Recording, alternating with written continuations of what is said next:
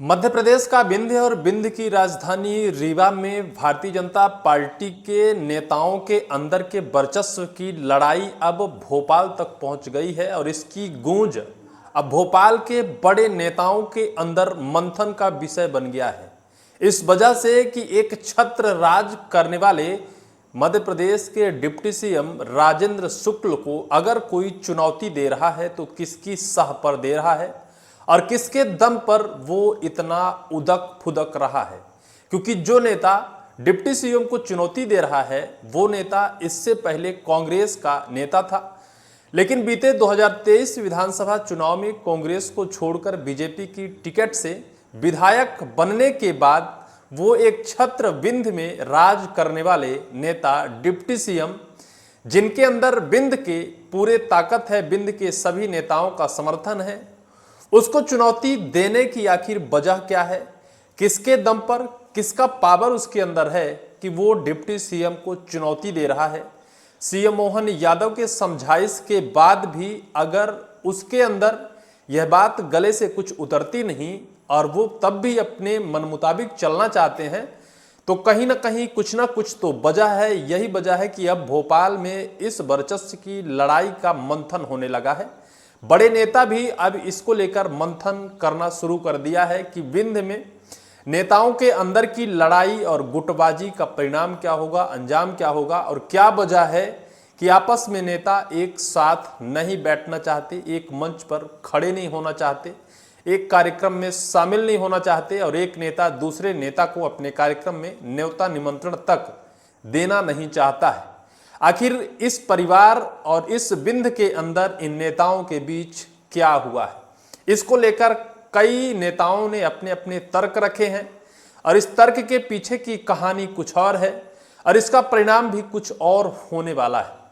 मध्य प्रदेश के मुख्यमंत्री डॉक्टर मोहन यादव बीते 19 सितंबर को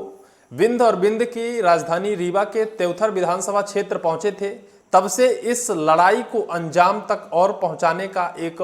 माध्यम बना और तब से इस लड़ाई को खुलकर लड़ने लगे ये नेता। जब मध्य प्रदेश के मुख्यमंत्री पहुंचे, हवाई जहाज से जब उतरते हैं तो उस एयरपोर्ट पर मध्य प्रदेश के डिप्टी सीएम राजेंद्र शुक्ल का जाना, और राजेंद्र शुक्ल अलग से जाते हैं अलग थलग तरीके से, उसके बाद मध्य प्रदेश के और नेता अलग थलग तरीके से जाते हैं। सभी नेता अलग अलग अपने अपने समय पर जाते हैं, एक साथ मिलकर नहीं जाते, एकजुट होकर नहीं जाते। तब से सीएम साहब को लगता है कि निश्चित तौर पर विंध्य में कुछ ठीक नहीं चल रहा है। विंध्य में भी फूट फुटवल का दौर इस हद तक है कि नेता एक दूसरे को सामने तक नहीं देखना चाहते हैं। आगे जब वो अपने उस कार्यक्रम स्थल तक पहुंचे तो वहां डिप्टी सीएम का कहीं कोई पोस्टर नहीं लगाया गया था, ना तो उनका कहीं कोई नामो निशान रखा गया था, यहां तक उनको न्योता निमंत्रण तक नहीं दिया गया था। विंध्य के डिप्टी सीएम राजेंद्र शुक्ल उस कार्यक्रम में शरीक भी नहीं हुए। कहा जाता है कि वो सीएम मोहन यादव से सबसे पहले मुलाकात की थी और मुलाकात के बाद ही उन्होंने कह दिया था कि साहब हम उस कार्यक्रम में नहीं जाएंगे, भले वो बीजेपी का मंच हो, भले आप हमारे सीएम हो, भले वहाँ पूरे मध्य प्रदेश के बड़े बड़े दिग्गज नेता बैठे हों, तब भी हमारा वहाँ अपमान होगा या फिर हमें बुलाया नहीं गया या फिर हमें न्योता नहीं दिया गया, हमारे साथ हमारे सम्मान के साथ खिलवाड़ किया गया, इस वजह से हम वहाँ नहीं जाएंगे। यहीं से शुरुआत हो गई विंध्य के इन नेताओं के अंदर वर्चस्व की लड़ाई। अब ये लड़ाई भोपाल तक पहुंच गई है और भोपाल में इसका मंथन जारी हो गया है। मध्य प्रदेश के तेवथर विधानसभा क्षेत्र के विधायक सिद्धार्थ तिवारी, मध्य प्रदेश के पूर्व विधानसभा अध्यक्ष श्रीनिवास तिवारी के पोते, पूर्व में कांग्रेस में रहे, 2023 में बीजेपी में आए, तब से वो स्थापित होना चाहते हैं और स्थापित इस कदर होना चाहते हैं कि अपने क्षेत्र के बड़े नेता को मात देना चाहते हैं। उन्हें वो बुलाना नहीं चाहते हैं, उन्हें वो देखना नहीं चाहते हैं। उनको ये लगता है कि अगर इस मंच में डिप्टी सीएम को बुला दिया जाएगा तो फिर हम लोगों का कद और पद छोटा हो जाएगा, हम लोगों की वैल्यू कम हो जाएगी, इस वजह से वो उन्हें बुलाना नहीं चाहते हैं। अब ये बात निकल कर आ रही है, राजनीतिक गलियारों में यह चर्चा का विषय हो गया है कि 2003 से विंध्य में राजेंद्र शुक्ल का दबदबा है और विंध्य में एक छत्र उन्होंने राज किया है बीजेपी की सत्ता में रहकर। और एक छत्र राज 2003 से अब तक उनको मंत्री पद दिया गया है, उनको मंत्रालय दिया गया है। 2020 और 23 के बीच जब कमलनाथ की सरकार थी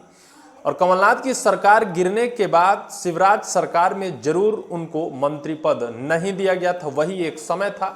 कि वो पद विहीन रहे, लेकिन वो पहली बार विधायक बने थे, तब से उनके पास बड़ा बड़ा पद है। ये भी कहा जाता है कि केंद्रीय बीजेपी के वो सबसे पसंदीदा नेता हैं। शिवराज सिंह चौहान के सबसे करीबी और सबसे पसंदीदा मंत्री रहे हैं।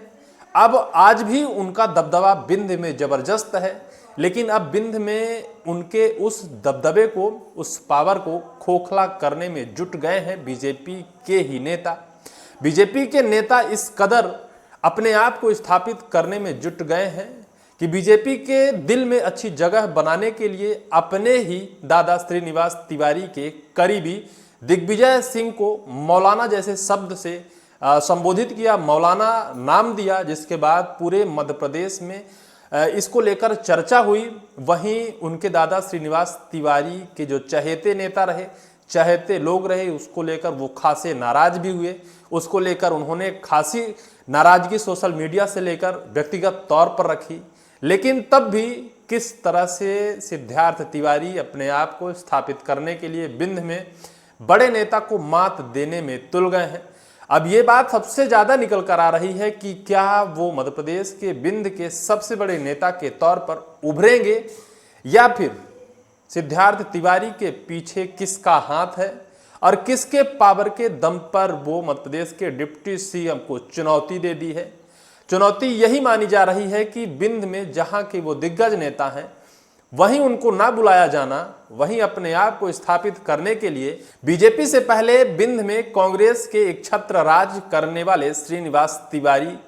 का अपमान करना, उनके करीबी का अपमान करना और उस अपमान के जरिए बीजेपी के दिल में अच्छी जगह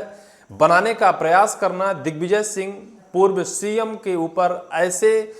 शब्दों का इस्तेमाल कर बीजेपी के दिल में जगह बनाने जैसा काम करना। अब बिंदवासियों के मन में यह सवाल निकलने लगा है कि क्या इन माध्यम से, इन रास्तों से, या फिर जिस रास्ते का चयन किया है सिद्धार्थ तिवारी ने, इन रास्तों के जरिए बीजेपी के दिल में या बिंद में एक अच्छी जगह बना पाएंगे। डिप्टी सीएम को मात देकर क्या वो डिप्टी सीएम की जगह ले पाएंगे? क्या मध्य प्रदेश के मुख्यमंत्री मोहन यादव का बरद हस्त सिद्धार्थ तिवारी को प्राप्त है और उन्हीं के बरद हस्त के कारण वो इतना उछल कूद रहे हैं और एक अलग थलग तरीके से मंच सजाकर उस मंच में बड़ा कार्यक्रम करते हैं और डिप्टी सीएम को नहीं बुलाते। हालांकि डिप्टी सीएम पसंद शिवराज सिंह के हैं, केंद्रीय बीजेपी के हैं, लेकिन मोहन यादव को क्या सिद्धार्थ तिवारी ज्यादा पसंद है, इस वजह से ऐसा कुछ बिंद में होने जा रहा है। चर्चाओं का विषय है, भोपाल तक यह चर्चा चल रही है। अभी तक ग्वालियर चंबल इलाके की चर्चा बगावत, फुटअव्वल और ये आंतरिक कलह की निकलती थी, लेकिन अब बिंद की कलह भी निकल कर आने लगी है। आने वाले वक्त पर देखना होगा कि बिंद की कलह का परिणाम क्या होता है और सिद्धार्थ तिवारी डिप्टी सीएम राजेंद्र शुक्ल के बीच के रिश्ते में तनातनी का माहौल जो है वो किस अंजाम तक जाता है। इस पूरी वीडियो को लेकर आपकी क्या राय है, कमेंट सेक्शन पर कमेंट जरूर करिएगा।